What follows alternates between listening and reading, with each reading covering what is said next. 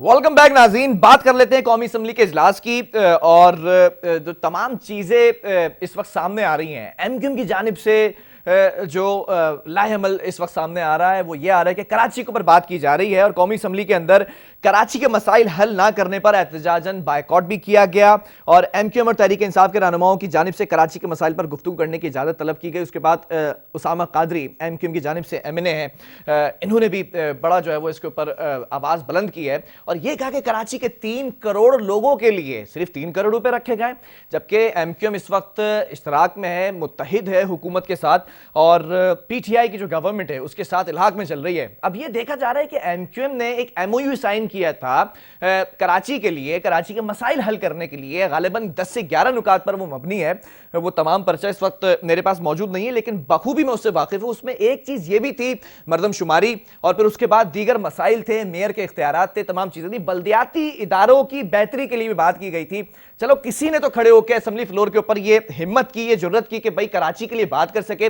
اس کا کیا امپیکٹ ہوا ہے, کیا اس میں چیزیں سامنے آئی ہیں؟ اس وقت ہمارے ساتھ لائن پہ موجود ہیں ایم کیو ایم کی جانب سے ایم این اے اسامہ قادری صاحب. اسامہ قادری صاحب بہت شکریہ پروگرام کے لیے, آپ نے وقت دیا. اسامہ صاحب یہ جو میں دیکھ رہا ہوں آپ نے اس وقت دیدہ دلیری سے بات کی ہے کراچی کے حوالے سے, لیکن سوال یہاں پر یہ پیدا ہوتا ہے کہ آپ حکومت میں بیٹھے ہوئے ہیں تو حکومت آپ کی سن نہیں رہی ہے کہ آپ کی جماعت کی؟ بہت شکریہ بلال.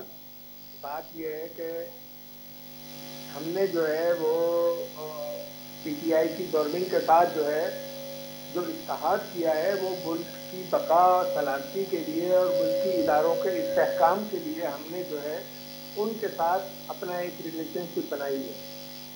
اس وقت جو ہے پاکستان کی صورتحال یہ ہے کہ جو گزشتہ ادوار میں پہلے میری باری اور پھر اس کے بعد تیری باری اور پھر اس کے بعد جو ہے میری باری اور پھر اس کے بعد تیری باری, تو اس طرف نظام پہ ہم نے سب سے بڑی چوٹ ماری ہے کہ ہم نے آج بھی جو ہے پی ٹی آئی کی حکومت کو ہم سپورٹ کر رہے ہیں اور صرف اس بنیاد پر کہ اس ملک کے قومی سلامتی کے اداروں کو استحکام حاصل ہو, ملک کی معاشی بہتری, ترقی اور کے لیے تمام چیزیں ہیں. اچھا اسامہ صاحب, تو پھر افسوس ہو رہا ہے پی ٹی آئی کو آج بھی سپورٹ کر رہے ہیں؟ میں بالکل پی ٹی آئی کو آج بھی سپورٹ کر رہا ہوں کیونکہ وہ جو ہے وہ کم سے کم چند چیزوں کے حوالے سے جو بگڑا ہوا نظام ہے اس ملک کا 73 سال کا نظام, اس میں کم سے کم وہ چوٹ لگانے کی کوشش کر رہی ہے اپنی حد تک, اور اس کی میں نیت کے اوپر شک نہیں کر سکتا. لیکن سر یہ کیسی سپورٹ ہے؟ کراچی کے اوپر تو کوئی پیش رفت نہیں ہو رہی ہے, کراچی میں تو کوئی بہتری نہیں, کراچی ڈوبا رہا سر بارشوں میں.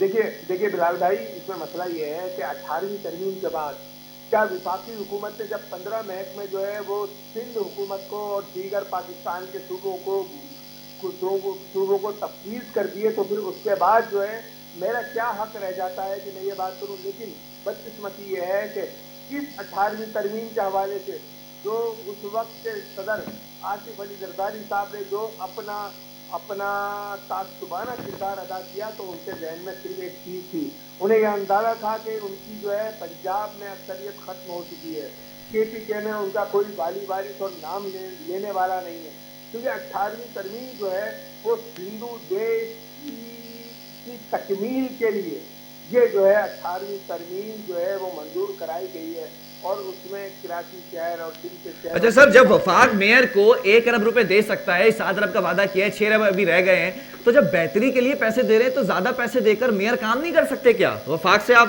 ڈیمانڈ کریں پھر اس چیز کی.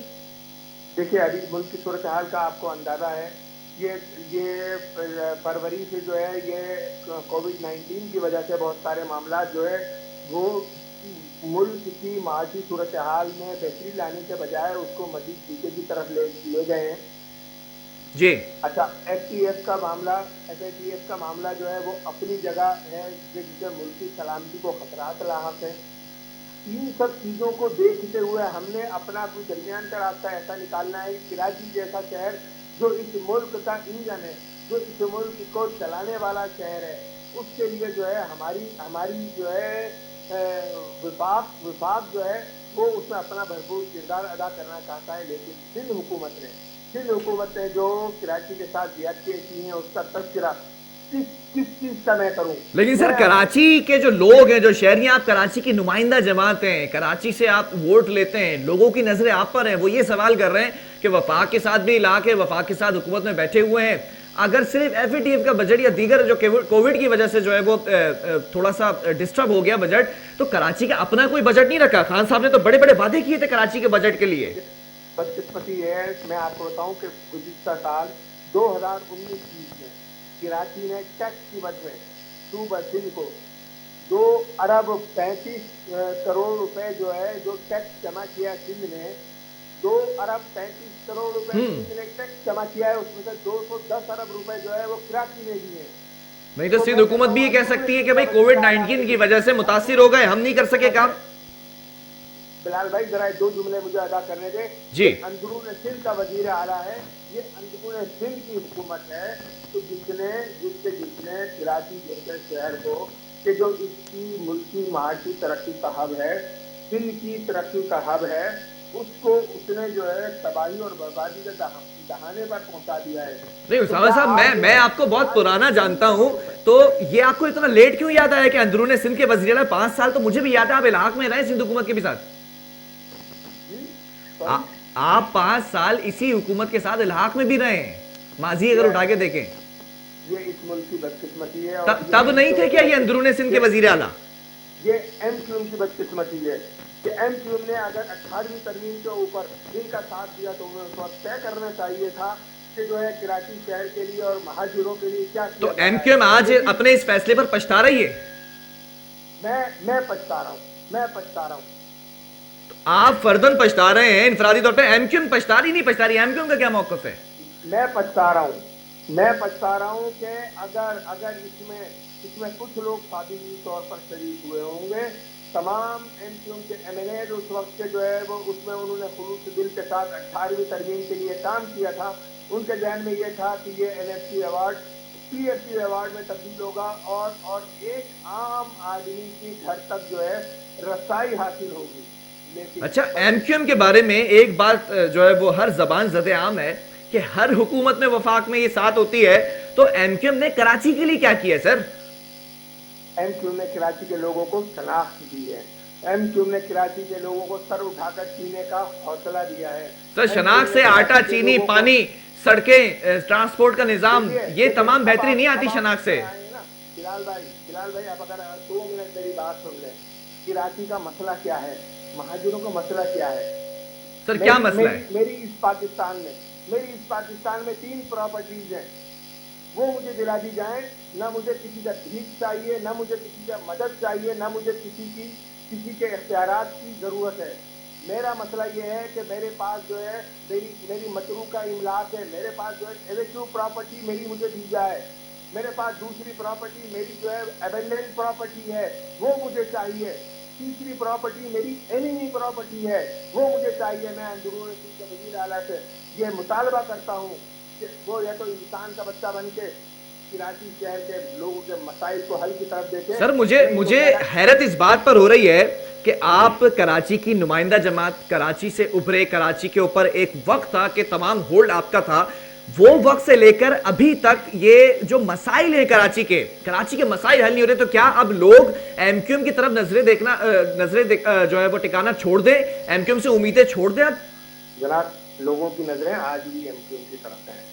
अगर ये 2018 के इलेक्शन जो हैं वो 2018 के इलेक्शन के नताइज जो है कहीं तैयार किए गए जी, या लोगों ने जो है नाराजगी का इजहार, लेकिन सर लोगों ने रिजेक्ट किया आपको 2018 में। आज कराची की आवाम को ये एहसास है कि अगर हमने ऐसा किया तो हमने गलत किया, और अगर ऐसा किया गया तो उनको भी एहसास है कि हमने गलत किया। नहीं तो सर लोगों ने आपको जनरल इलेक्शन में रिजेक्ट क्यों किया?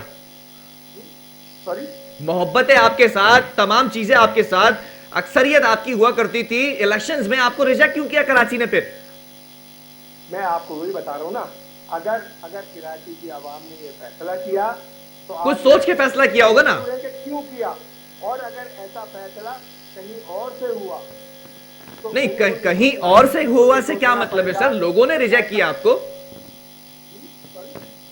उसामा साहब मैं कह रहा हूं कहीं और से हुआ फैसला, इसका क्या मतलब है? लोगों ने रिजेक्ट किया आपको सर?